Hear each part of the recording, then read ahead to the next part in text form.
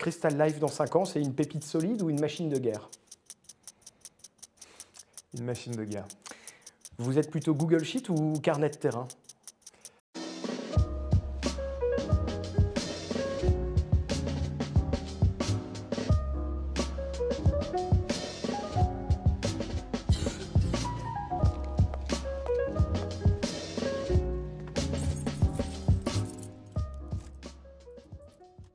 Bonjour et bienvenue dans la saison 2 de Parlons Meilleurs SCPI, l'émission qui part à la rencontre des meilleurs SCPI et puis des personnalités qui les façonnent bien évidemment. Je m'appelle Paul Bourdois, je suis cofondateur de France SCPI, le site qui permet d'investir simplement dans les SCPI. Si cette vidéo vous plaît, elle plaira forcément à quelqu'un d'autre. Je vous invite à la partager, à la commenter, à la liker. Aujourd'hui, je suis en bonne compagnie, puisque devant moi, j'ai Émilien Rodriguez. Bonjour Émilien. Bonjour Paul. Alors Émilien, je ne vais pas me tromper, vous êtes directeur général d'Intergestion Groupe dont dépend Intergestion REM, la société de gestion, à l'origine elle-même de plusieurs SCPI, dont Crystal Life, dont on va parler. Est-ce que je me suis trompé? Aucune erreur, c'est exactement ça. Bon, je me félicite. Comment allez-vous? Ça va bien. Ça va bien. Ouais. Ok. La première chose que j'ai envie, la première question que j'ai envie de vous poser, c'est comment vous en êtes arrivé là, dans l'immobilier, à cette place de directeur général donc, qui est liée à Intergestion REM. C'est quoi votre parcours? Alors, j'étais pas forcément né, puisque moi, j'ai démarré sur un parcours scientifique. Et puis, au cours de mes études, j'ai bifurqué vers quelque chose de plus finance-commerce. Bon, des études scientifiques, j'en ai quand même gardé un gros bagage et une façon de penser, d'avoir un regard critique sur les choses, de pousser les raisonnements jusqu'à l'extrême pour établir des stratégies, se rendre compte avant coup qu'on s'égare, qu'on va dans l'erreur.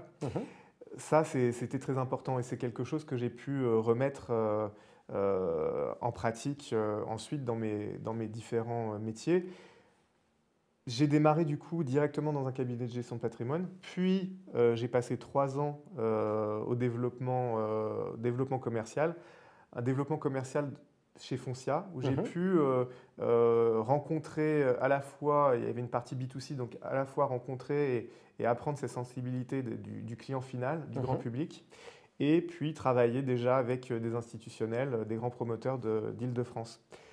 Enfin, en 2014, j'ai eu l'occasion, à l'occasion d'un mouvement chez nous de directeur commercial, j'ai eu l'occasion finalement de reprendre l'équipe commerciale au sein d'Intergestion Diffusion. Et donc j'ai fait mes armes pendant un certain temps, puis j'ai eu un poste qui m'a permis de prendre du recul en tant que directeur du développement pour terminer il y a 2 ans, donc à la direction générale. Ce qui a été très intéressant pour moi, c'est justement de pouvoir mesurer les besoins qu'on avait à la fois en interne, au niveau des services, mais pour toujours mieux répondre en externe à nos associés ou aux clients futurs associés. Et c'est ce qui m'a permis depuis certaines années et encore mieux aujourd'hui de piloter des développements d'outils, de services, de mettre un grand point d'honneur à la digitalisation, notamment de nos services, et ce encore aujourd'hui, et de façon toujours plus amplifiée. Bon, dit autrement et de manière peut-être un peu moins polie, un peu plus triviale, vous n'avez pas été parachuté au poste de directeur général tout de suite, vous avez eu plusieurs postes opérationnels durant lesquels vous avez mis à profit votre formation scientifique et puis vos connaissances dans le digital, c'est ça? Exactement. Et puis, les succès ne se font pas tout seuls. Ce qui compte, c'est surtout de bien s'entourer. Je comprends que vous avez fait tous les postes finalement avant d'avoir ce poste-là aujourd'hui, qui n'est probablement pas le dernier, d'un groupe qui a été créé par votre arrière-grand-père, arrière-arrière-grand-père. Qui l'a créé ce groupe? Non, c'est un peu plus récent que ça. C'est un peu moins. On n'a pas besoin de remonter aussi loin. Ça a été créé par Gilbert Rodriguez, donc, qui est mon père, en 89, créé en 89 et opérationnel en 90, le temps d'ouvrir les premiers fonds. C'est une aventure, c'est une aventure familiale, mais il n'y a pas de mais. Ce que je voulais dire, c'est que, en effet, je n'ai pas fait tous les postes, mais en effet, j'ai eu le temps de mûrir et de vraiment bien appréhender les choses, d'avoir une vision globale avant de monter, de prendre petit à petit des fonctions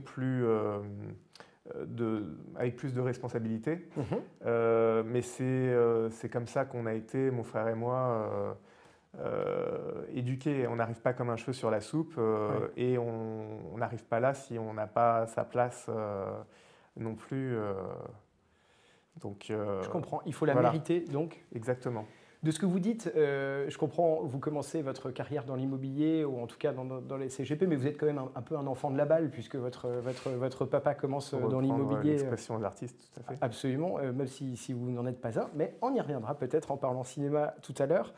Si on rentre plus dans le concret et si on parle de la SCPI, une des SCPI de rendement dont vous êtes à l'origine, dont Intergestion REM est à l'origine, moi j'aimerais bien parler de Crystal Life. Oui, et que vous me la présentiez finalement comme si je ne la connaissais pas. Alors je ne sais pas si vous avez l'habitude de la présenter ou pas à des amis, à votre famille, mais en tout cas faites comme si je la connaissais pas. Je vais essayer. Alors c'est vrai que ce n'est pas mon domaine d'excellence, mais d'autres le font mieux que moi sur le plateau, mais je vais essayer de la présenter de la meilleure façon qui soit.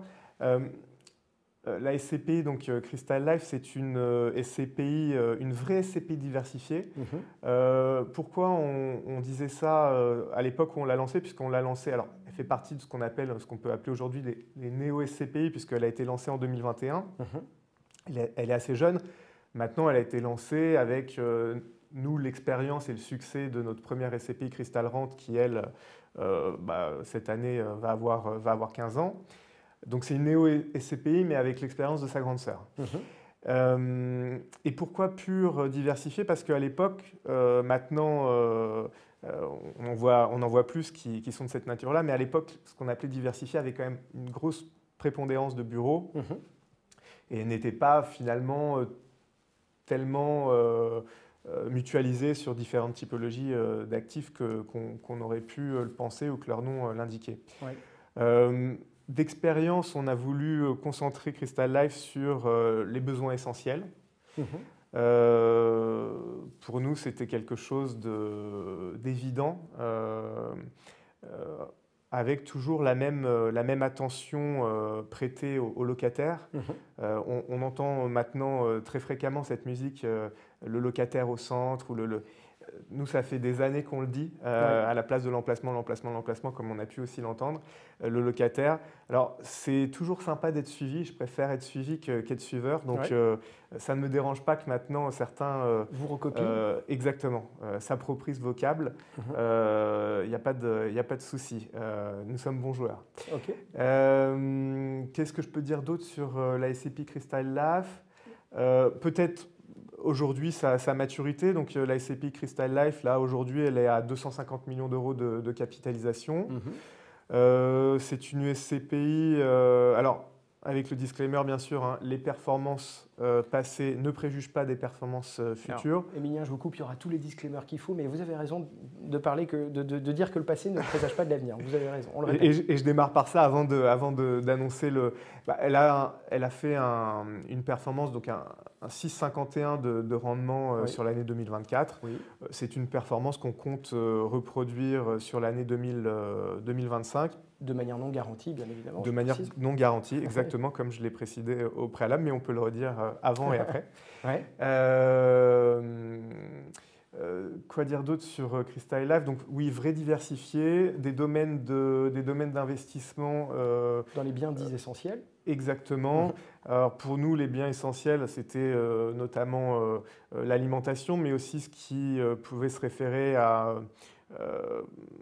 au logement ou au résidentiel au sens large, parce qu'il faut aussi mettre un toit sur sa tête. La santé, bien entendu, pour le soin, mais également la logistique, les bureaux. Les bureaux, ce n'est pas un gros mot. Ce qu'il faut, c'est bien les choisir, s'exposer de façon intelligente. Les bureaux, des locaux d'activité, parfois même, on allie les deux. Un siège avec son laboratoire attaché ou ce genre de choses. Ça, c'est des actifs qui nous parlent. Voilà, ce qui tourne finalement autour de la vie la vie de tout à chacun, c'est-à-dire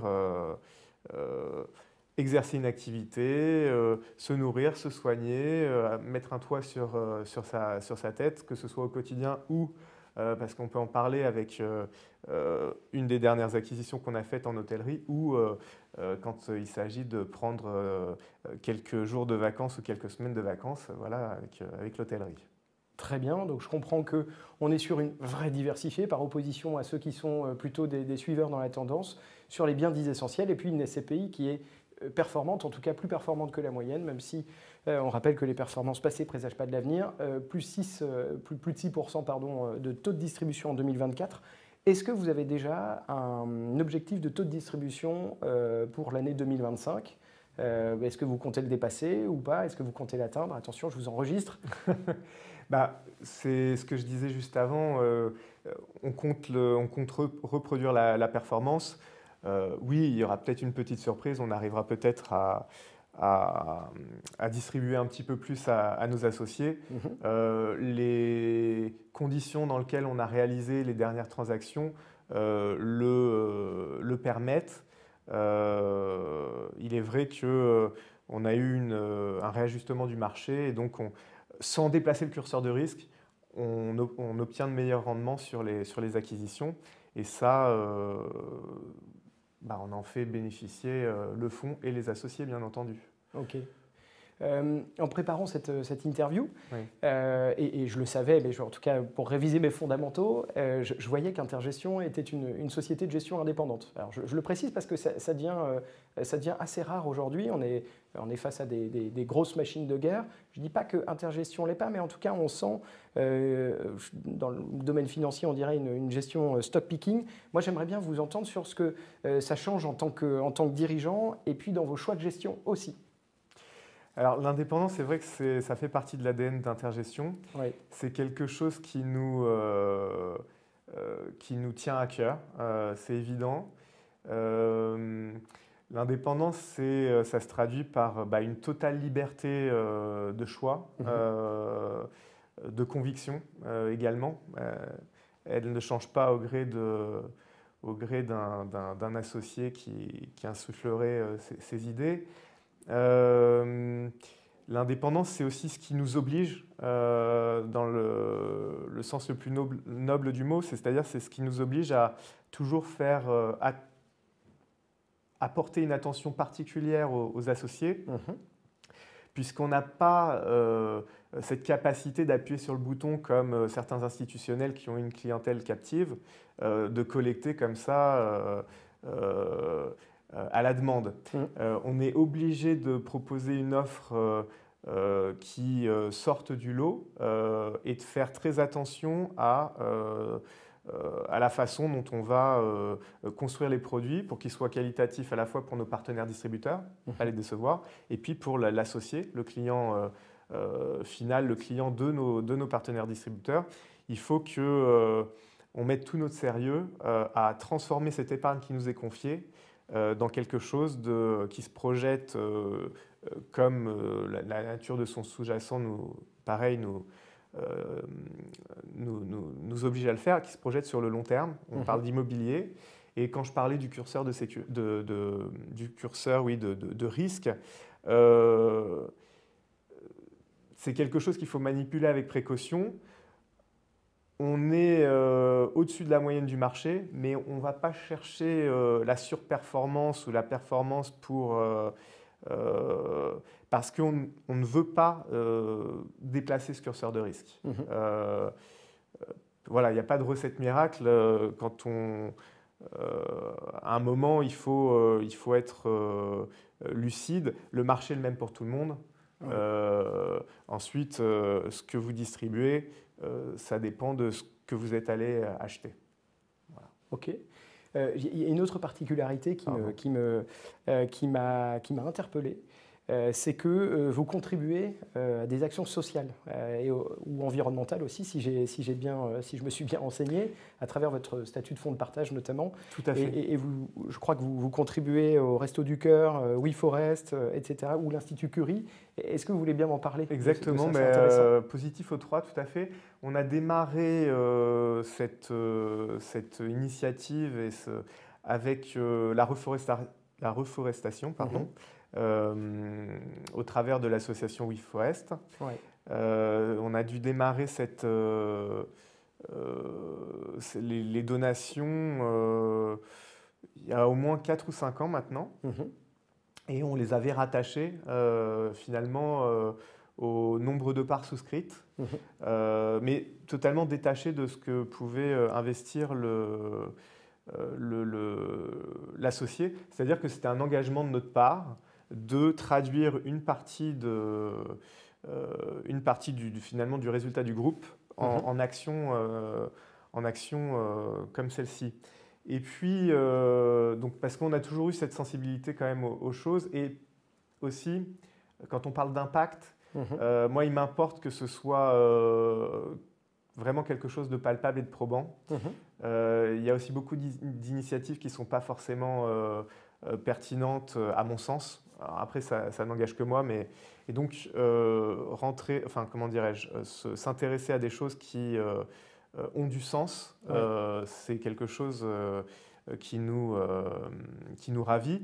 Et quand on a lancé Crystal Life, c'était l'occasion de traduire cette volonté en faisant de la SCPI, en lui attribuant cette qualité de fonds de partage. Et en résonance avec son nom et un des actifs sur lequel elle peut s'engager, c'était de donner à l'Institut Curie. Ensuite, en parallèle, enfin pas ensuite, en même temps finalement, on a fait la même chose pour Crystal Rand qu'on a engagé sur l'alimentaire. Il raisonnait, ça nous paraissait évident qu'il fallait que ce soit en partenariat avec les Restos du Cœur, puisqu'elle était majoritairement investie dans des commerces et notamment alimentaires. Donc, on trouvait que ça résonnait bien. Et ça, c'est hyper, comment dirais-je? Gratifiant. Oui, c'est gratifiant, mais les personnes qu'il faut remercier, ce sont les associés. Ouais. Parce que cette fois-ci, c'est le fonds qui donne. Le fonds va donner 5 pour 1000 de son résultat. D'accord. Mais les petits chiffres, 5 pour 1000, rapportés à des gros volumes de capitalisation, ça commence à faire. Ouais. Et depuis le début, où on a distribué plus de 300 000 repas. Alors quand je dis on, voilà, il faut se désapproprier. C'est pas on, c'est grâce. Enfin, les Restos du Cœur ont distribué 300 000 repas. Oui, je comprends. Grâce aux dons qui sont faits par les associés. Et donc, c'est l'occasion de les remercier encore une fois sur le plateau. C'est eux, c'est leur action. Nous, on n'est que comment dirais-je, le passeur de plats. Le passeur de plats, exactement. Sans mauvais jeu de mots. Donc je comprends que quand vous investissez finalement dans une des SCPI, c'est pas forcément Crystal Life, mais en tout cas une des SCPI de rendement d'intergestion, REM, vous avez de la performance, même si elle n'est pas garantie. Vous avez une rentabilité, et puis en plus de ça, indirectement, vous contribuez à distribuer des plats dans le cas des Restos du Cœur ou à financer des études, financer des études, la reforestation, et pour ce qui est de l'Institut Curie, ça peut être financer des études. Alors, on est très sensible à tout ce qui est malheureusement cancérologie enfantine, mais encore une fois, ça n'engage que moi, mais à mon sens, ça fait partie des choses les plus terribles de voir des enfants atteints de maladies comme ça. Donc c'est vraiment quelque chose qui nous importe beaucoup. Et encore une fois, voilà, je remercie les associés qui partagent et qui donnent au travers de leur souscription. Ok. Je sens que vous êtes fier de ça. Et justement, en parlant de fierté, Est-ce qu'il y a, si on va un peu plus dans le détail des biens, des actifs qui sont détenus dans Crystal Life, est-ce qu'il y a des biens dont vous êtes un bien, pas des biens, mais j'imagine que vous êtes fier de plusieurs biens, mais si vous devez me citer un bien pépite que vous avez, qui vous a marqué dans le portefeuille de Crystal Life, qu'est-ce que vous me dites? C'est totalement d'à propos, puisque en fait, moi, celui qui m'a marqué dans Crystal Life, c'est une clinique qu'on a achetée à Tallinn, donc on reste dans le domaine de la santé. Et pourquoi je suis fier de cet actif? Bon, déjà, les conditions d'acquisition sont très bonnes pour le fonds, une longue durée de bail, un rendement solide. Sachant encore une fois qu'il ne faut pas préjuger des performances actuelles et passées, mais on est sur ce qui se fait de mieux et sur ce qui est exemplaire au niveau de la santé. C'est aussi pour ça que j'en suis assez fier, avec un parcours santé qui est pensé, qui est simplifié, qui est tourné autour du patient. Il y a de l'intelligence dans tout ça. Et oui, quand je dis exemplaire, c'est-à-dire que vraiment quand... alors moi, je n'ai pas eu l'occasion, mais on m'en a fait écho et tout le monde était unanime. C'est bluffant de modernité et c'est à faire pâlir malheureusement nos hôpitaux actuellement. Il y a vraiment quelque chose, il y a un retard à rattraper. Donc cet actif, oui, vous en êtes fier? Assez fier, tout à fait. C'est un actif que j'aime beaucoup. Je vais vous demander, Emilien, de laisser de côté votre côté scientifique, de mettre de côté votre côté scientifique, parce que je sens que vous êtes aussi créatif. Et j'ai envie de vous demander si vous n'aviez aucun... si personne ne vous disait que vous deviez avoir un bien rentable, si vous ne deviez pas rendre des comptes à des associés ou à qui que ce soit, quel bien de rêve vous mettriez dans le portefeuille de Crystal Life? Ça peut être la Tour Eiffel, je le cite souvent en exemple, ça peut être une salle de concert, de théâtre, une gare, nous a-t-on cité l'autre jour. À vous de me dire. J'ai pas forcément d'exemples qui me viennent en tête comme ça. Moi, je pense que je vais être très terre à terre. En fait, ce que j'aimerais, c'est répliquer la même typologie d'investissement, mais dans des localisations un peu plus exotiques. En fait, conquérir de nouveaux secteurs, aller voir plus loin, toujours sur les mêmes fondamentaux. De l'alimentaire, mais je ne sais pas, en Australie, des choses comme ça. Parce que non, j'ai pas de velléité à... puis ça dépend aussi de quel usage je voudrais faire En même temps que vous posiez la question, je pensais à une petite île déserte, mais qu'est-ce qu'on va en faire mais quelque chose de joli, voilà. Mais voilà pour le...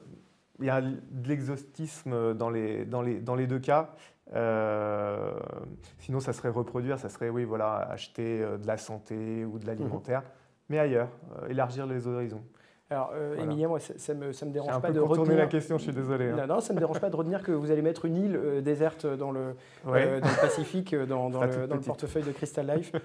On est bien d'accord qu'il n'y aura pas de rentabilité, mais c'est pas grave, ça fera rêver. Ok.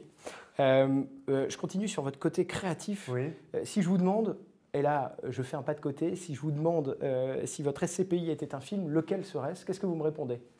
Alors moi, le film que je retiendrai qui traduit pour moi ce que j'ai essayé d'insuffler et d'expliquer aujourd'hui, les convictions, le cap qu'on donne aux choses et la stratégie qu'on déroule sans dévier. C'est dans The Big Short. Alors c'est un personnage en particulier parce que The Big Short, si les gens se souviennent, c'est quand même un film sur la crise des subprimes. Mais il y a un personnage qui est le docteur Murphy, il me semble, qui est joué par Christian Bale, qui est le gérant d'un fonds qui s'appelle aussi dans la réalité, qui s'appelait Sion Capital. Et il a anticipé les choses, il voit venir la vague, tout le monde le critique, certains quittent le navire. Il n'en démord pas, il continue, il est convaincu de son analyse, il a une stratégie et à la fin, il avait raison quand tous les autres le décriaient. Donc je trouve que ça traduit bien à la fois le produit et l'ADN de notre société, mais de toute façon, les produits ressemblent à la société. Et on est comme ça empreint de... J'emprunte le vocable d'un confrère d'ailleurs qui a été sur le plateau l'année dernière. Mais c'est vrai qu'on est empreint de conviction. On a une stratégie, on a des idées. Et l'actualité, comment dirais-je, les vents bons ou mauvais ne nous font pas forcément changer d'avis. Ok, c'est ce que j'allais vous dire en effet, c'est par-delà les vents, par-delà les mers, vous tenez le cap face aux avis contraires, aux vents contraires, avec vos convictions. On essaie. Pour objectif. Ok. Tout à fait. Moi, j'ai envie de finir cette interview par une séquence qui s'appelle une séquence 60 secondes chrono. Le principe est très simple, je rappelle à chaque fois, mais je vous pose des questions courtes, vous me faites des réponses spontanées. Vous n'avez pas trop le temps de réfléchir et tant mieux, comme ça vous ne faites pas de langue de bois, mais ça n'a pas l'air d'être votre genre. Vous choisissez, vous tranchez, vous assumez. Si vous êtes prêts, je lance le chrono. Ok. Vous êtes prêts? Ouais. Ok, et bien c'est parti. Donc 3, 2, 1, Émilien, c'est parti. Pour vous, l'immobilier, c'est une science ou un art? Une science. Crystal Life dans 5 ans, c'est une pépite solide ou une machine de guerre? Une machine de guerre. Vous êtes plutôt Google Sheet ou carnet de terrain? Je suis plutôt carnet de terrain. Vous préférez boucler un deal à Lisbonne ou visiter un entrepôt en périphérie de Metz? Le deal à Lisbonne. Sponsoriser des athlètes en MMA, c'est pour envoyer un message à vos concurrents? Est-ce que c'est pour envoyer un message Ça traduit beaucoup de valeurs. C'est pas une réponse courte, attention. Non, c'est pas une réponse courte, en effet. France SCPI ou France SCPI? France SCPI. Très bien. Label ISR, engagement réel ou case à cocher? C'est un engagement réel. Après, on choisit les cases qu'on veut cocher justement en fonction de ce qu'on juge pertinent ou non. Pitcher Crystal Life, on commence par le passé ou par le potentiel? Par le potentiel. J'allais poser la dernière question. Le locataire idéal, une administration ou une start-up solide? J'aurais dit une start-up solide. Merci beaucoup, Émilien. Il y a trop d'administration. Il y a peut-être un peu trop d'administration. Laissons la place à l'entrepreneuriat. Merci beaucoup pour vos réponses. Merci, Paul. Ça témoigne de vos convictions, en effet. J'étais ravi de vous recevoir dans cette émission. Vous savez que vous êtes le bienvenu pour la saison 3, évidemment. Merci beaucoup. J'espère que vous avez passé un bon moment. Très. Je vous dis à très bientôt, donc. Merci, Paul. À bientôt. Merci beaucoup. Au plaisir. On se retrouve très prochainement dans un nouvel épisode, dans une nouvelle émission de Parlons Meilleur SCPI. À très bientôt.